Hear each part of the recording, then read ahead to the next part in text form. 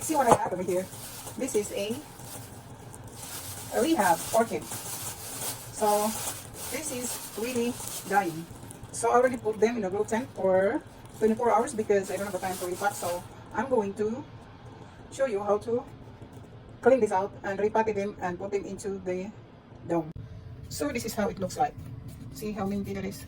It is very dehydrated. So we'll see what's inside of this one, okay? So this is a rehab orchid I found in the store. There are like two inside of this. This is already like sale, but the reason I get this because I like this pot over here. So it's got a nice thing over here. This is expensive actually if you buy just this one. So this is the dying one. So if you want to learn how to do an orchid, just go ahead and rescue one. That doesn't cost you a lot of money. So I'm going to clone this and then change the media over here. So the roots is still good. You see the roots is still good. We'll see this other one. These are two colors actually. It's inside over here. And the roots is still good. The reason this was look like this is because dehydrated, because they believe that orchid doesn't need a lot of water. And then I think they put ice over here because that is what they do, is put 3 cubes of ice, which is very, very wrong. So this is not good looking at all. So I'll show you how to repot this one and revive. First, let's empty this out. So if you can empty this out without hurting the fresh roots. So I'm gonna do it quickly over here. So what you're gonna do is just throw away the old sphagnum moss that we put, because the orchid will always bloom if you clean it up. I'm gonna take this out because those are dead already. So I'm going to revive this. So the roots is still healthy. I don't need to cut anything in there. Did you see that? They just threw that away. So that is not good. And they're not just sick. They don't have any mold. So I don't need to put this one into hydrogen peroxide. So this is very healthy. So I'll just save it this way. And there is the other one. This is a set color.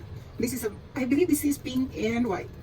So this one is got the thing, something in here. So I'm going to clean it up. So I'm going to actually they're all alive. It's just dehydrated. Did you see this? This is still alive. It's just really dehydrated. So yep, that's dehydrated right there. I don't need to cut anything over here. So I'll show you where to I'm going to clean it out. So I'm going to put it back into this container that is over here. I mean, you can sanitize it if you want, but I don't need to because I know this is pretty clean. It's just really dehydrated. So first, I'm gonna wash this. So this is a 2-in-1 in a pot.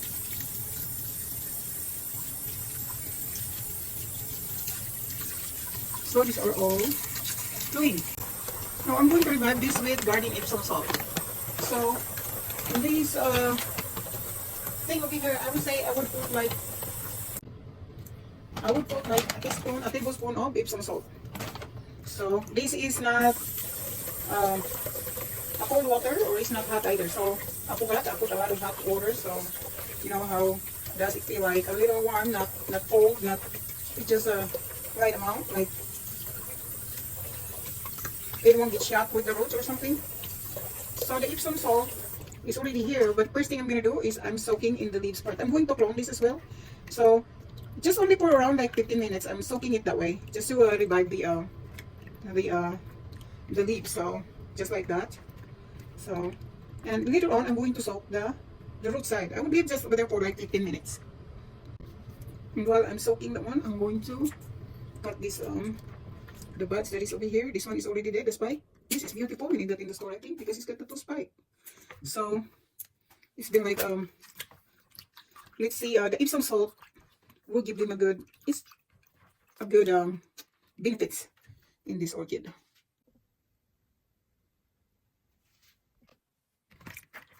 Now that's in here, so I'm going to soak this a little bit over here in the epsom salt, just to revive the thing. So you don't need to soak this leaf too long, it's gonna ruin them. So it's like you are killing them. So it's just you can see how they cut that one in the store. That is from the store that I bought. So I just need it to be there with the epsom salt for 15 minutes as well. So while we're doing that, I'm going to mix my sphagnum moss and leca. So this is been soaked up. So need to see the difference with that one. So let's see. I'm going to repot this one because I don't wanna. I mean, you can just put it in a dome just like that, but I don't wanna really do it again over and over again. So this is the sphagnum moss over here, and I'll just put, there is a halo already inside to where the roots form in there, and then I'm going to put that back over there, and I'm gonna mix up some Rica because the sphagnum moss sometimes tend to overwater, and the Rica will prevent from it. So it depends on where location which state you live. If it's very dry or a lot of humidity, then you don't need this method. But in my area is really awful for humidity. It's look like we are living in like 20 humidity. The orchid needs at least 60 to 80.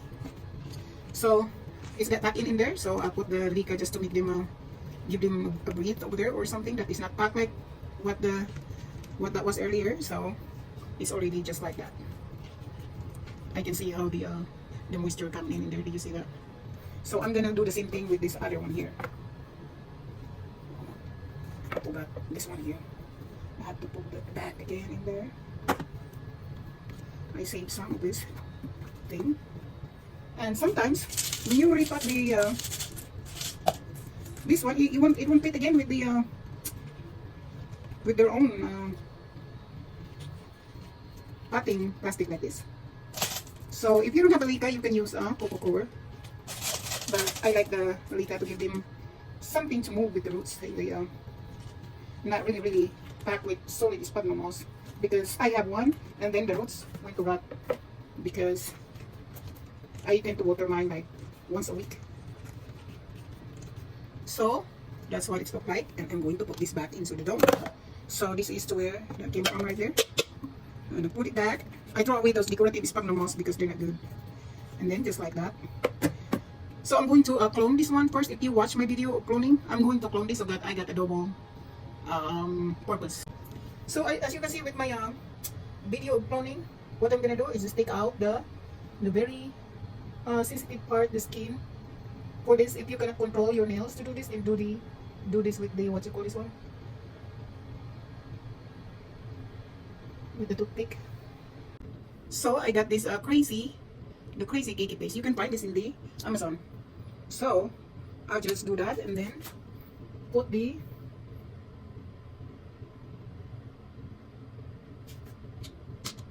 cakey paste to where you see the note that you just filled out. And this one is already out, so I'll just see what is in here. But I'm gonna put the vitamins in there as well. So and that's about it. And then I'm going to put this in a dome. As if you don't have a big Ziploc, you can use a clear plastic that is in the grocery store.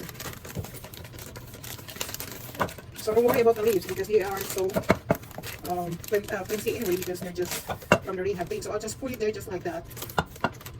And then you can always find a big Ziploc in the store. So this is a 1 gallon, I think 1 gallon Ziploc, but just like that. I gotta think of it. I'm going to you have to look at it every day if the leaves is coming back out. And then it's nice if you had a heater underneath in there to revive it right away, because this is winter time over here. But if you live in a hot place, you don't need a heater.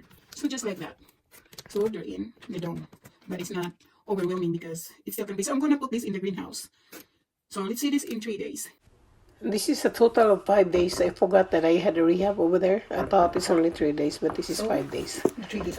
Look what's happened. You can stand on your own right now. Gluten, but if you don't have a gluten, you can put it in the side. Look at the difference with that. Oh my goodness, I'm just happy to see that. Oh, so beautiful. Look at this. See, they're no longer lumpy. I told you this is gonna be saved. So I'm gonna let you know the journey of this one. See, you can stand on your own right now because the epsom salt is got a lot of nitrogen in there. So before, this is just live. Excuse me guys, because I'm so sick. So now I can just leave it like that. I'm going to put it back to give more recovery. I'm going to put it back again for another couple of days.